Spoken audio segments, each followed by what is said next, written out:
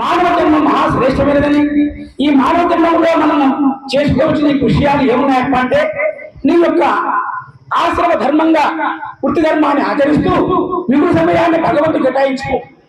భగవంతుని యొక్క నామాన్ని ఇచ్చినటువంటి యొక్క శక్తి ఈ కలియుగంలో ఏది కూడా లేదు. భగవంతుని యొక్క నామమే నీ యొక్క అంత్యం యొక్క సాధన అని చెప్పినాడు. మన పొద్దున మాటల వారు కూడా వాసుదేవ శ్లోక వార్తలాడించుచు కాలమే పుణ్యుండు గడుపుచుండు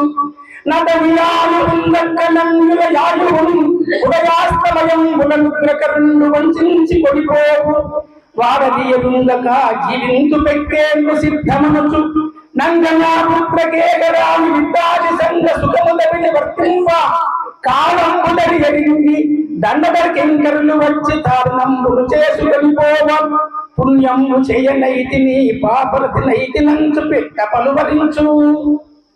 అయ్యా, ఏ మహానుభావులు గాని సాక్షాత్ శ్రీనారాయణ గాని ధర్మ సంస్థాపనగా ఆయన కూడా యుగ యుగానికి కూడా అవతారం ఎత్తి గృహస్థాశ్రమ ధర్మాన్ని నిర్వర్తింపజేసినాడు. మనము కూడా ఈ గృహస్థాశ్రమంలో ఉంటూ ఈ కాలాన్ని సద్వినియోగం చేత వృత్తి ధర్మంగా ఆచరిస్తూ భార్యాపిల్లలను పోషిస్తూ మిగులు సమయాన్ని భగవంతుని కొంత సమయాన్ని కేటాయిస్తే తద్వారా నీ అంత్యకాలంలో సాధకులతో ఉంటూ ఆ భగవంతుని యొక్క నామస్మరణే నీవు రాబోయే జన్మానికి హేతువైతావు. ఈ యొక్క జన్మకు హేతువు కర్మ, కర్మకు హేతువు జన్మ. నీవు ఏ కర్మ చేసుకుంటే ఆయా జన్మానికి నువ్వు హేతువైతావు.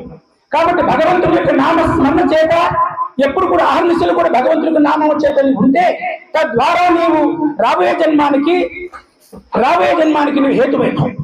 కాబట్టి ప్రతి మానవుడు కూడా, మన పరీక్ష మహారాజు కూడా కడపటి యొక్క అంత్యకాలంలో ఏను మృతుండనవుతునని ఇంత భయంబు మనంబున మానుము సంభవంబు గల మానవ కోటకు చావు నిత్యము కాన హరిందలంబు మిక కల్గకు జన్మము దాటిపై నీకు మానవ నాగ పొందటకు మానవ లోక నివాస సౌఖ్యము.